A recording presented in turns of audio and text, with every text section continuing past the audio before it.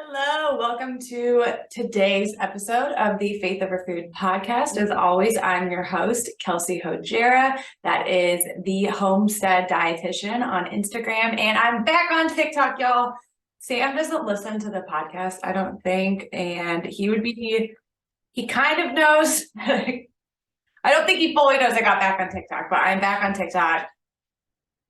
Yeah, Sam, I think would be very mad at me, but basically there's a lot of stuff with TikTok and national security risks, but Homegirl has got to make an income and TikTok is just way easier to grow. So anyway, on today's podcast, we're going to be talking about how to stay balanced over the holidays. This episode is coming out, I believe, the week of Thanksgiving, so it'll be perfect timing for you all.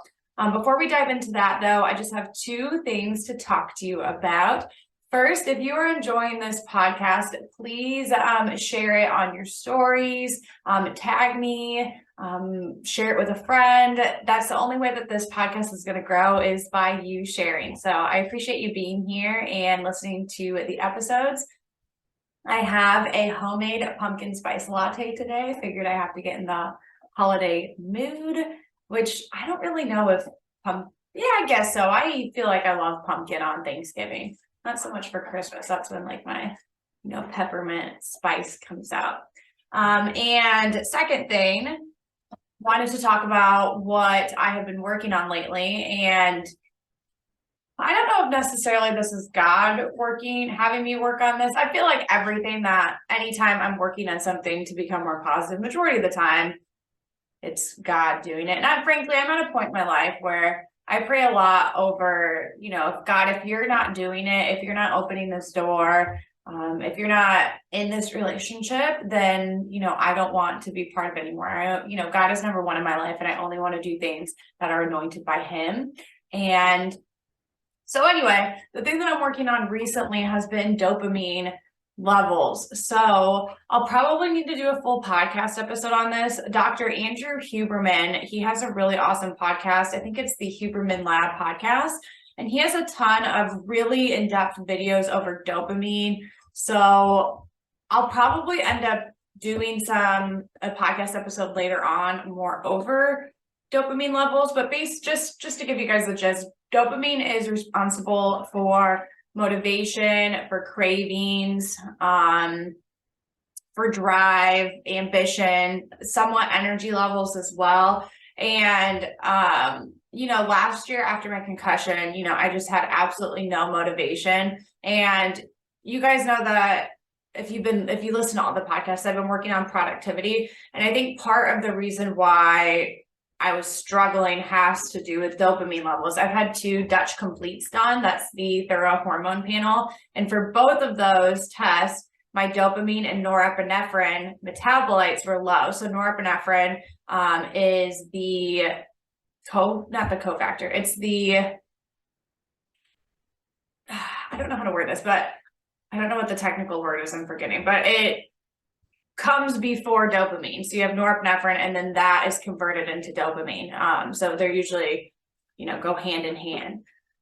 So, and then I also found that I went on this really big vacation and, I did the Spartan race. I went to Niagara Falls and then I went to a wedding all within a week and I came back and I just wanted to do absolutely nothing, which is a result of these really exciting things increasing up. I also drank. I don't usually drink. I drink on occasions, usually for social events, and I would say maybe drink like once a month, if that, to be honest. And by drink, I'm talking about like, feeling myself type drinking. And then outside of that, maybe have like a glass of wine or a beer. Some weeks it's more than others, but really not very much. Maybe like, I would say on average, maybe like once a week, I'll have like a glass of wine. But anyway, so all of these activities increase up dopamine. And then when you have these huge jumps in dopamine, then your baseline of dopamine goes down. So some other things that increase up dopamine would be like marijuana, TV, social media, gambling. Exercise does too, but that's little bit more long lasting. Same with cold exposure. That'll increase your dopamine 2.5%, but that's over a sustained period of time. So it's really important that we monitor our dopamine levels so that we have motivation. So anyway, that's what I'm working on right now in my life. I'm really just trying to make sure that I'm aware of the activities I'm doing that are causing dopamine spikes, and making sure that I'm, not, food does too. Food also increases dopamine. And we're actually going to talk a little bit about that on today's episode. So we're going to go ahead and dive right in with the holidays. So this is one of those episodes I definitely needed to make notes on because there's so many things I want to dive into and I don't want to forget anything. I pulled on my personal Instagram account. So I do have a personal Instagram. It's just my name, Kelsey Hojera. I'm slowly transitioning over to majority of things are going to be on the Homestead Dietitian, but I still have way more followers and way more interaction on my personal account. So I pulled it there just so I could get more responses. And I pulled basically asking some questions about the holidays. I'm going to share the results with you guys. So what is the most challenging part about the holidays? 23% said managing stress, 46% not overeating, 26% regular exercise, and only 2% for alcohol. The 2% for alcohol shocked me a little bit. I thought that would be much higher. Mindset around food. 40% said fuck it. So don't really care at all. 5% said avoid quote unquote bad foods. 55% said eat in moderation. So I'm very proud of the 55% of you. We're going to talk more about that fuck it mentality on the episode today. So how do you feel after the holidays? 38% said time to start a diet and workout plan. 50% said feel pretty good. 12% said they feel like trash and they don't care. And then I asked what would be the most helpful for you all. 29% said learn not to binge. So obviously we'll be diving into that today. 15% said meal. My dogs are being so crazy right now. Okay, 15% said meal and recipe ideas. 24% said quick workouts, and 26% said the physiology. So, that for that poll, that was the one that was the most even of them. So I'll be giving out resources for all of those things over the next month.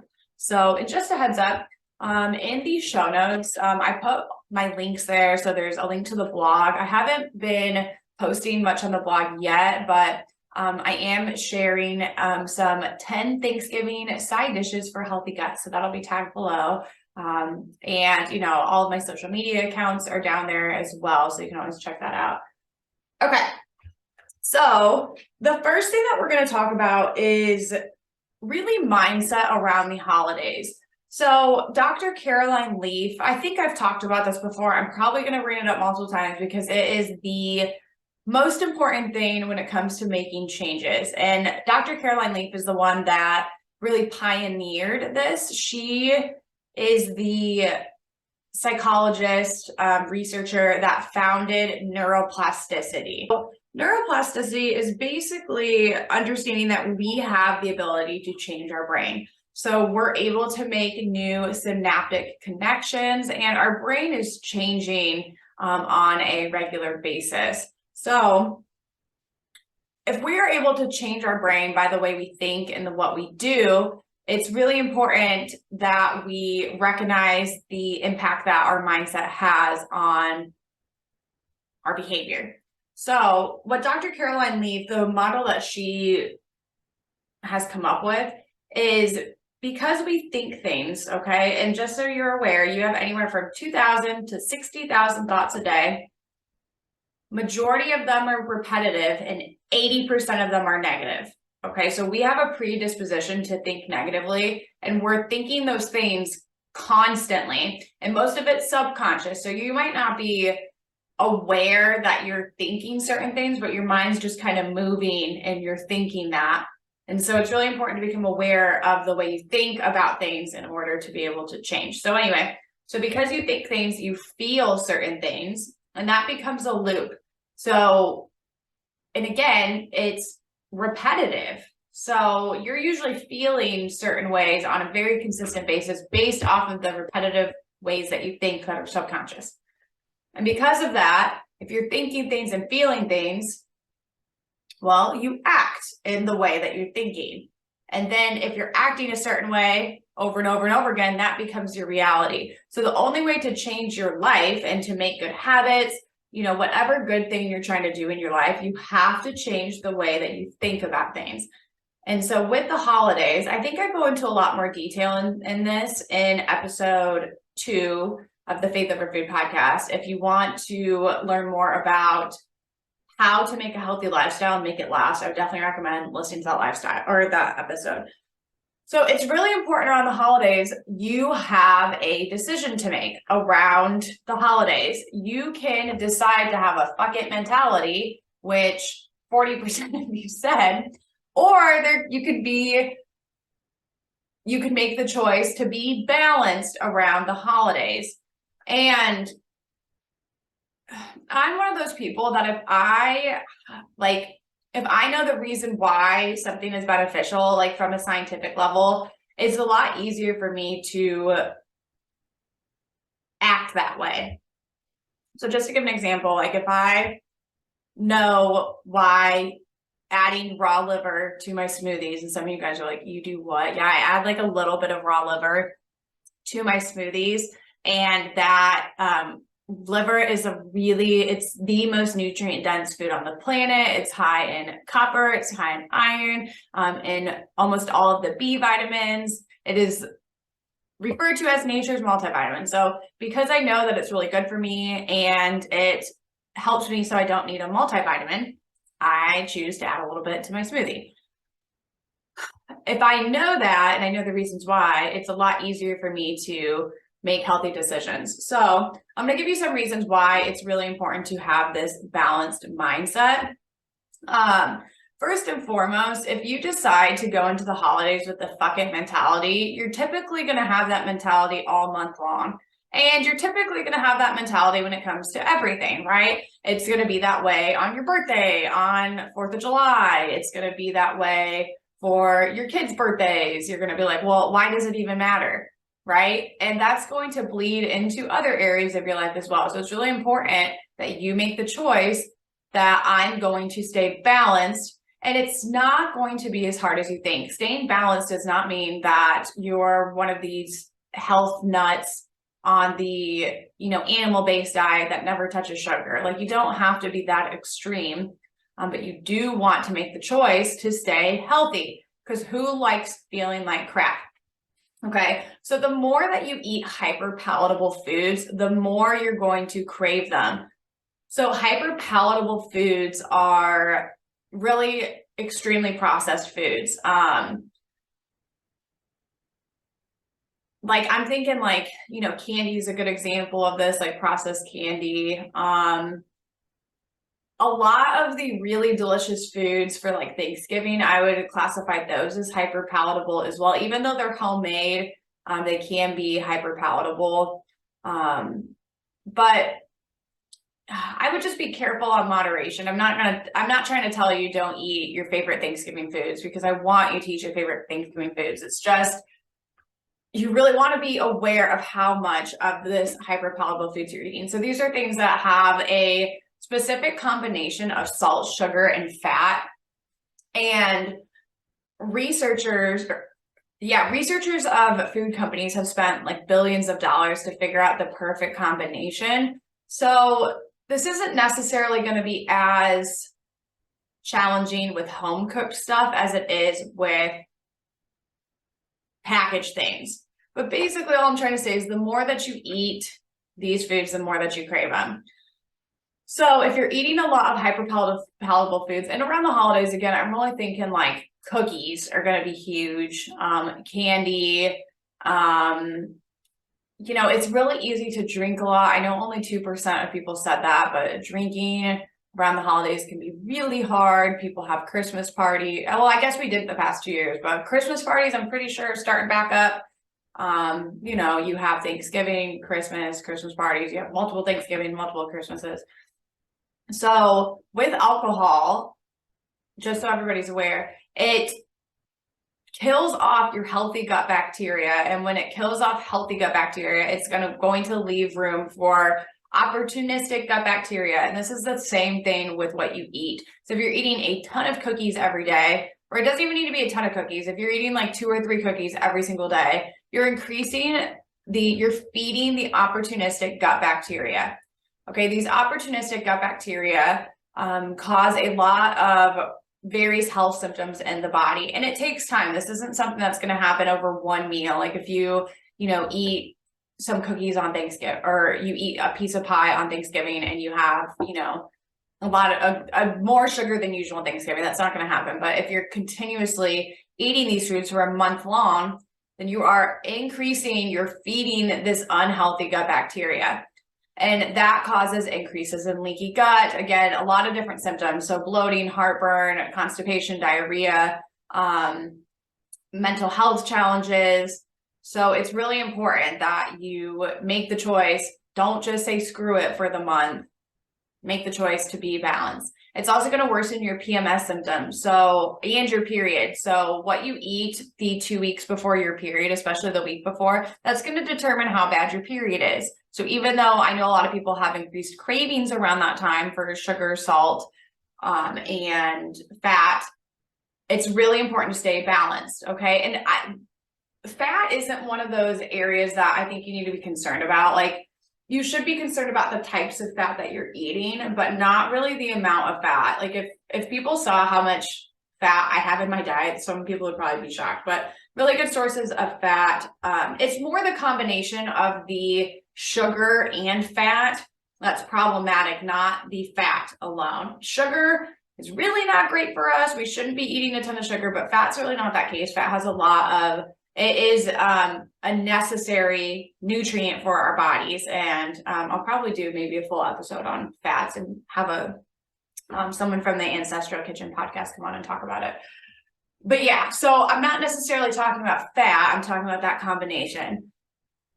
So if you're eating a lot of hyperpalatable foods, you're going to increase nutrient deficiency. So our B vitamins are all water soluble. This means that they don't get stored in our body. Okay, our minerals and our fat soluble vitamins, vitamin A, D, E, and K, they get stored in our tissue, but our B vitamins and vitamin C do not. So you need them on a daily basis. So it's really easy to become deficient in your B vitamins. And your B vitamins are important for energy production. They're important for proper detoxing. I think I already said energy levels. Yes. So really, really, really important that you're getting in high quality, nutrient dense food on a regular basis. I feel like I need to do a blog post over that. High quality, nutrient dense foods you should be eating on a regular basis. Vitamin C is important for your immune system, collagen production. There's a bunch of other things, but I didn't write them down, so I can't think of them off the top of my head. So again, decreased energy levels, more anxiety and depression are going to happen the more hyperpalatable foods that you eat. So again, I'm not saying that you have to avoid these foods. I don't think that that's helpful either. We never want to look at what do we need to cut out of our diet. I'm more of a proponent of what should we be adding into our diet to support being healthy, and how can we limit things that aren't so good for us. So if you're one of those families that like loves making cookies around the holidays, and that's something that you do as a family, I'm not saying, hey, don't make your cookies because you don't want to get that in the house. More what I'm saying is be mindful of it. So there's a couple things that you could do in that scenario. You could make less cookies, or you could gift cookies to people. So I think it's really a fun thing to do where, you make a cute cookie basket and you gift it to people. I'm really not a proponent of keeping treats around constantly. Like, we didn't get trick-or-treaters this year. I guess we live in a neighborhood where we're not going to get trick-or-treaters, so I didn't buy candy. Okay, there's no reason for me to keep a bunch of candy around just for me and Sam to eat if we don't get trick-or-treaters, if there's no reason to keep it. Something else you can do, and I'm going to talk about this more later, but you can make your treats a little bit more balanced. So I'm a huge fan of einkorn flour. So I have a gluten intolerance. It's definitely gotten much better since I've healed my gut, but I still limit gluten significantly in my diet. I have a free gluten-free gut healing guide that talks about some of the negative health symptoms that can occur with a lot of gluten consumption. So gluten is linked with inflammation. Inflammation in the GI tract can cause leaky gut. And it's one of the most common food intolerances. I think it is the most common food intolerance. And there's a lot of wide variety of symptoms. So I do try to limit gluten in my diet. I feel much better when I do that. And einkorn is better digestible. The gluten profile is different. So einkorn is the original wheat, so it hasn't been hybridized. So again, the gluten profile is different. It's missing an amino acid. That's the amino acid chain that's not tolerated by people. And then because einkorn isn't as common of a grain, it's not mass produced, it hasn't been hybridized. It's not really sprayed as much, so there's that. It has less glyphosate. So again, much easier to digest for people that don't tolerate gluten. If you have celiac disease, it does have gluten in it, so do not consume. You can also do sourdough. So if you made sourdough cookies, that's going to be a better digestible for your family. You could decide to use raw honey instead of sugar. And raw honey has more nutrients in it. It has enzymes that are helpful for health.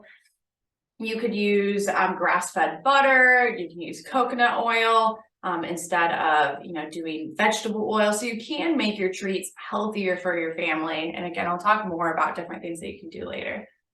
Okay, so now we're going to kind of dive into things to actually do on a holiday. So Thanksgiving's coming up in either 2 days or a week, depending on, I don't remember when this is getting released.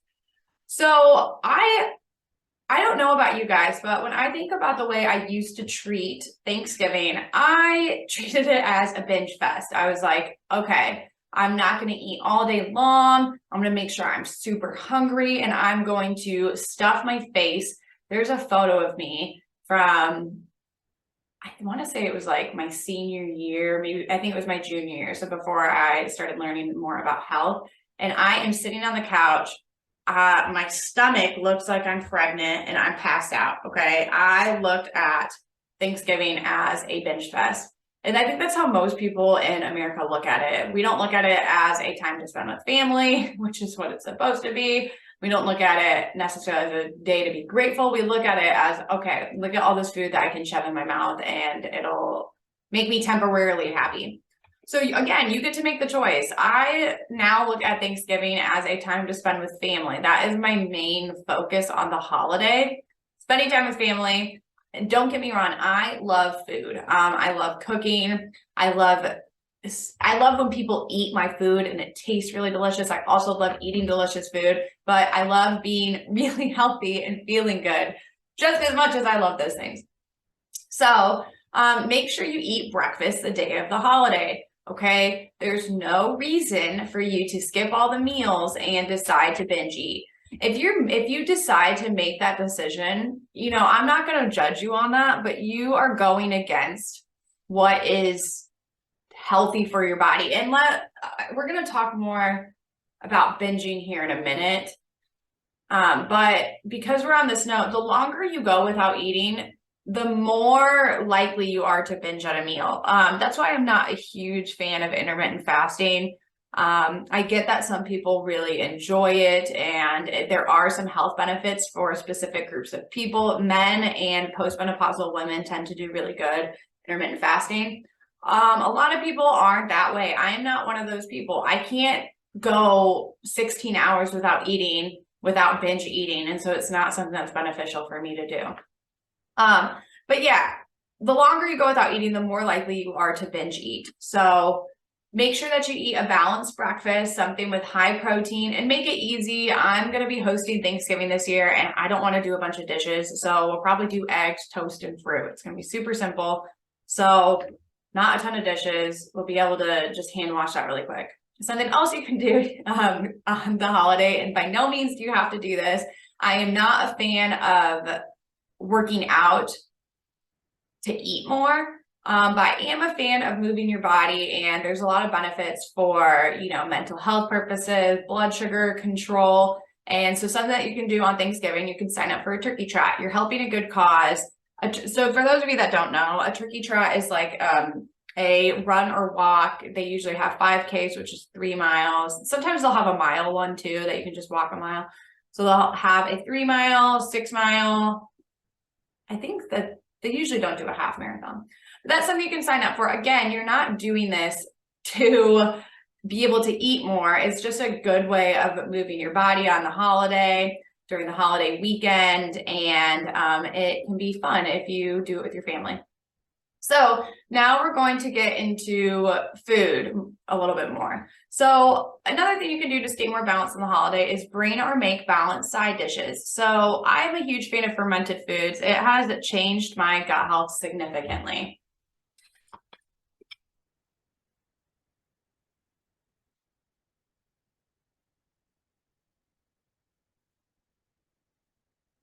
So fermented foods have natural occurring probiotics in them. So I try to eat something fermented at every single meal now. Keep in mind, if you have histamine issues, you might not tolerate fermented foods as well. But that's usually an issue of, your liver or your gut. And so you need to be working on supporting your liver and your gut so that you're able to tolerate fermented foods better.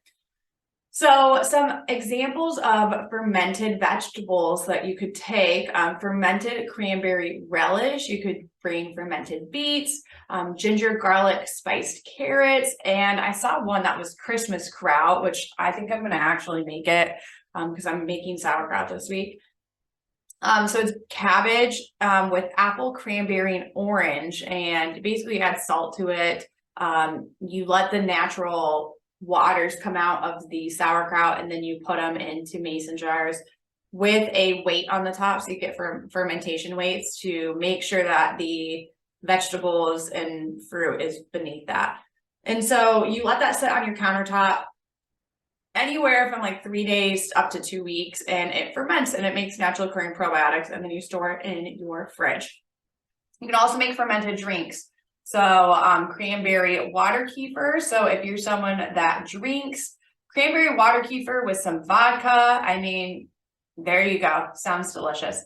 And milk nog kefir. So linked below is a Cultures for Health link. That's where I get my water kefir and my milk kefir. Keep in mind with both kefirs though. So kefir are a type of grains. So you have a milk kefir grain, and it basically feeds on the sugars in the milk.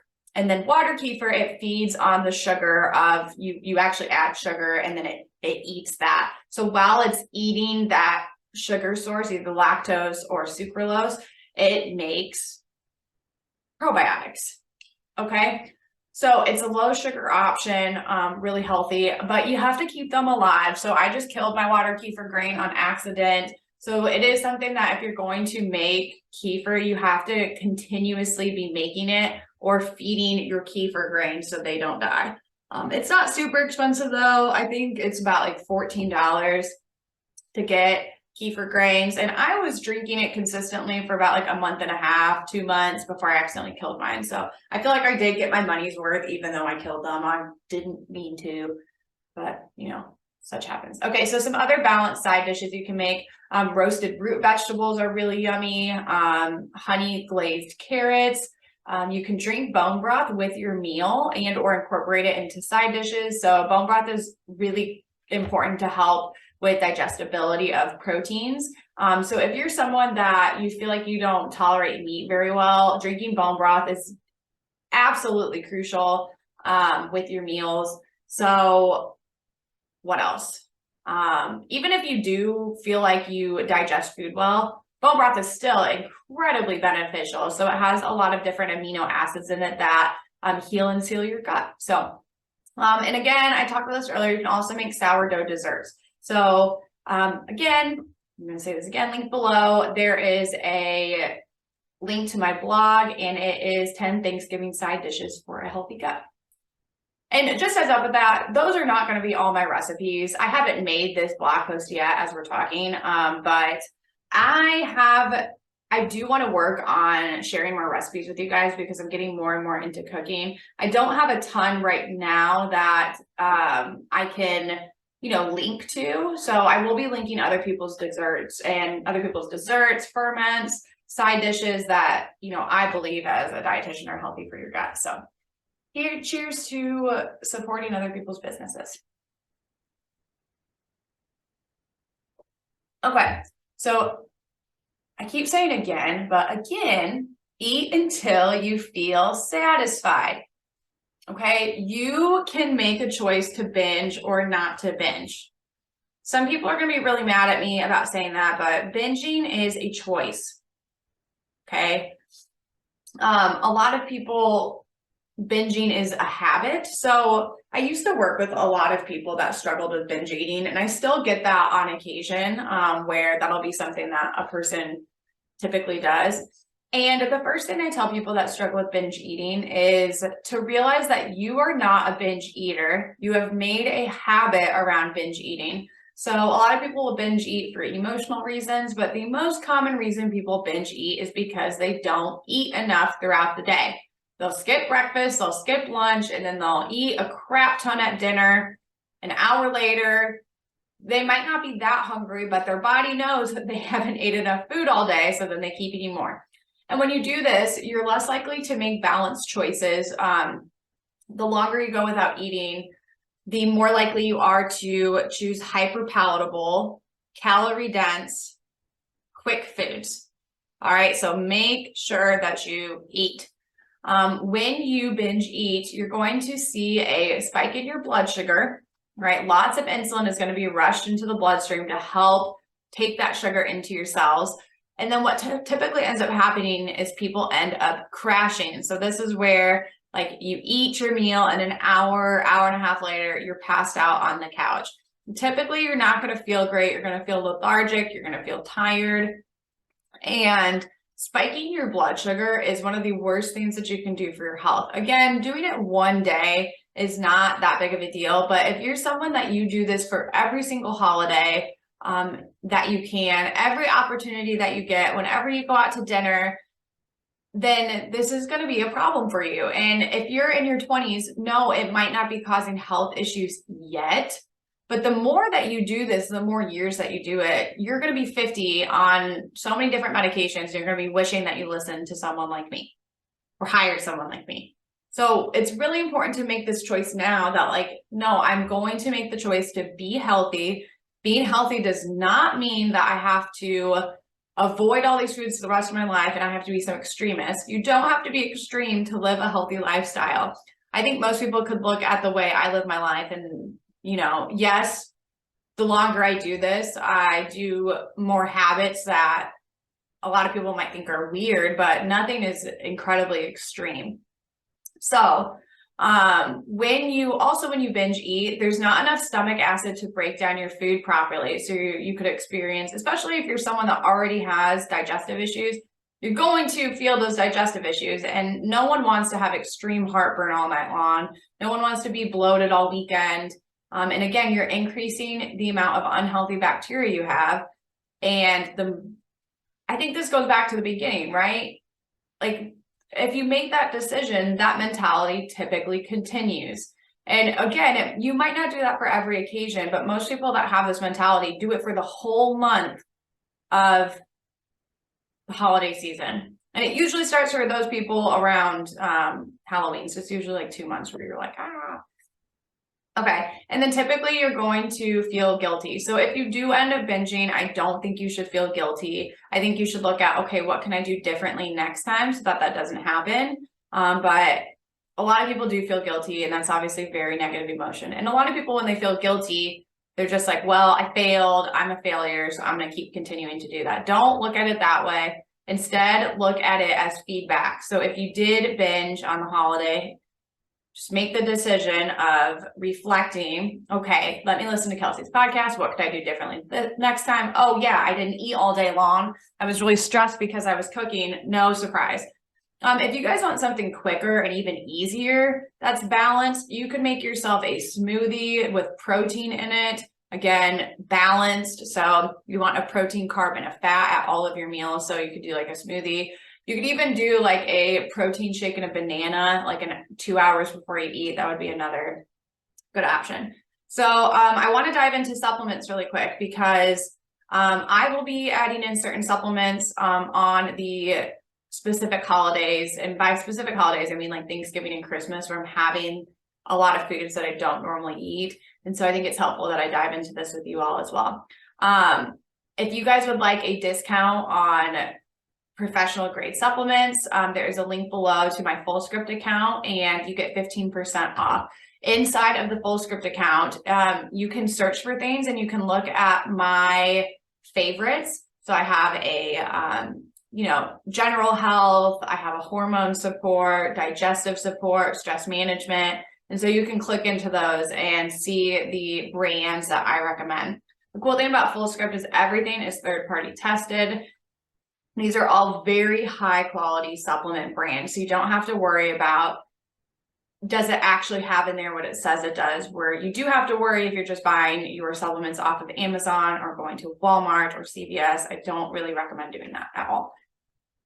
So some of my favorite supplements, if you are someone that does not digest wheat and gluten very well, but you decide, I want to have a good time on the holidays and I don't want to try to eat gluten-free, let me just caveat that with, if you are someone that has Hashimoto's, I do recommend staying gluten-free. I don't recommend relying on Wheat Rescue at all. But if you are someone like me that just doesn't digest gluten very well, and even if you are someone with Hashimoto's, you can do this. I just don't recommend doing it very often because, again, it's going to become something that you do on a regular basis. If you do it one time and you're like, oh, that wasn't so bad, you're going to want to keep doing it. And it's not great to rely on Wheat Rescue long-term.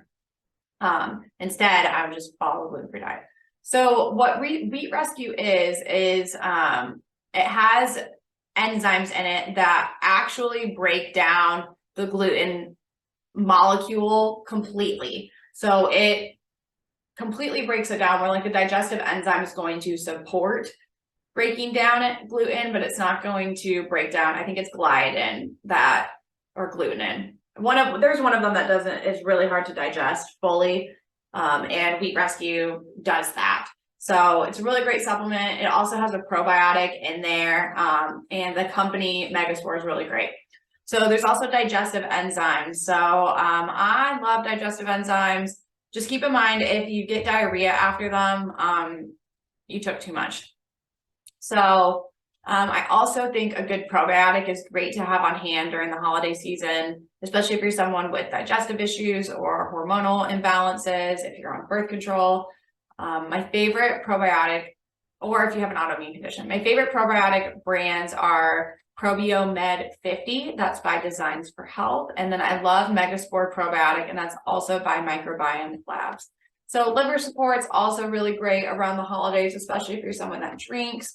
Liver support's also really great if you are on birth control, if you're someone that has issues with detoxing properly, like if you feel like, I don't know, you just feel the toxic load, liver support's really awesome. Ashwagandha is really great if you're someone that feels like you are stressed to the max around the holidays. So my favorite is, so you want to look, the best ashwagandha is the KSM 90 variety, and Jarrow Formulas is my favorite, and it's really well priced. So ashwagandha helps balance out cortisol levels. It increases testosterone, improvements in performance, and in your sleep.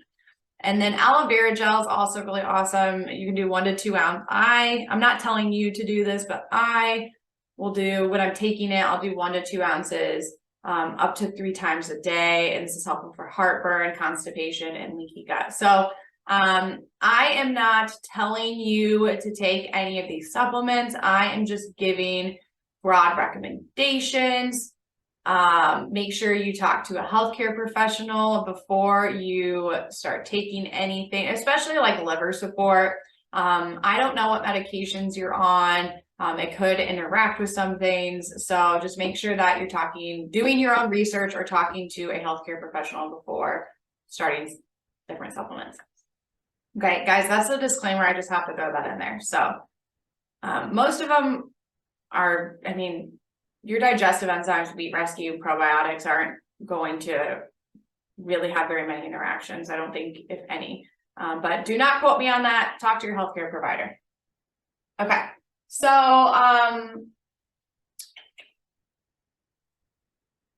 okay. So I also want to share, I know some of you guys wanted quick workout ideas, and I'll probably be sharing some here and there this next couple of weeks. You guys are going to hate me for my recommendations, but exercise can be really quick. You just have to do it, okay? And I'll probably, I know I talked about dopamine a little bit at the beginning, and it's really important to start to love the effort, not love the end result. What I mean by that is, like, if you only run to win the race, or if you only work out for the weight loss or the body composition changes, it's a lot harder to stay motivated in the long run. And this just has to do with the way dopamine works. But if you can teach yourself to love the effort and love the hard, and this goes for anything you're doing in life, this goes for studying, this goes for working. If you teach yourself to love the hard, you'll actually get dopamine increases while you're doing hard stuff. So, and dopamine again is related to motivation. But if every time you want to work out, you're like, I got to get myself amped up, you're taking all the pre-workout, you're listening to hype music, you watch a motivational speaker, well, that's going to cause your dopamine to increase, and then it causes your baseline dopamine to go down. And then every time you exercise, eventually that same stimulus isn't going to be enough, and you're not going to ever feel the motivation to exercise. So you really just got to teach yourself to like the hard, and you can actually tell yourself that. Again, back to mindset. And Andrew Huberman talks about this. Dopamine is a molecule that the front of our brain, I don't know how to explain this properly. He would explain it properly, but basically you can teach yourself to increase your dopamine during certain activities. So telling yourself during a run that, like, you know, this is good for me, this is going to increase my baseline dopamine, like I can do hard things, like this is good for me. I keep saying the same thing over and over again, but that will make it easier in the long run. So for quick exercise, you just got to make it a priority in your life, and you just got to go do it. Okay. But some different things, running and walking, super quick and easy. I mean, running 2 miles, 20 to 30 minutes, maybe 40 minutes, depending on the person. If it's cold outside, make sure you properly warm up and you wear the right type of gear. But, you know, I recently started running and it has changed my life significantly. I have way more energy. And I don't know, I just like, I like the hard. I like that I can't think about anything else. Like when I run, I can't think about anything else other than I got to get through this run because this sucks, right? And so another type of exercise you can do, I really am a huge fan of Peloton workouts as well, or like cycle style workouts. Granted, I know you need a bike for that, but super fun. I love the Peloton. You can also do high intensity interval training workouts. You can do those for 10 minutes, 15 minutes, 20 minutes. I only recommend doing these 2 days per week maximum, because they increase your cortisol levels. So, and people with PCOS should limit these types of workouts, or talk to someone that is knowledgeable about PCOS and about your specific type of PCOS, your health, to see if that's something you can do more often. And you can also YouTube 15-minute, 20-minute, 30-minute, 50-minute, hour-long at-home workouts. The one thing I'll say about working out is if you're only working out like 3 times a week, I would and if you're only resistance training like 1, 2, or 3 times a week, I would recommend doing full body. If you're someone that's doing like a 4 or 5 day split, then I would, you know, split things up. So I really like upper, lower for 4 days. And then for 5 days, I still like upper, lower, and then adding in an arms, abs in there. So that is today's episode, you guys. So if I'm going to recap any one thing, choose to stay balanced. It is a choice. You do not have to binge eat. You do not have to eat all of the cookies. You don't have to keep treats around your house constantly. And something I forgot to say about binging, there's gonna be leftovers, okay? Like this isn't the only time you're ever gonna eat this food. And if you really love your mom's scalloped potatoes, that's one of my favorite things, just make it another time in the year, okay? And same with like, I don't know, sweet potato casserole, like make it another time. You don't have to binge it because this is the only time in the year you get to eat it. Just make it another time, okay? So I pray that you have a wonderful holiday filled with gratitude and filled with your family. And if you enjoyed this episode, please leave a 5-star rating and review. I love you guys. Thank you for being here. And again, sending blessings your way.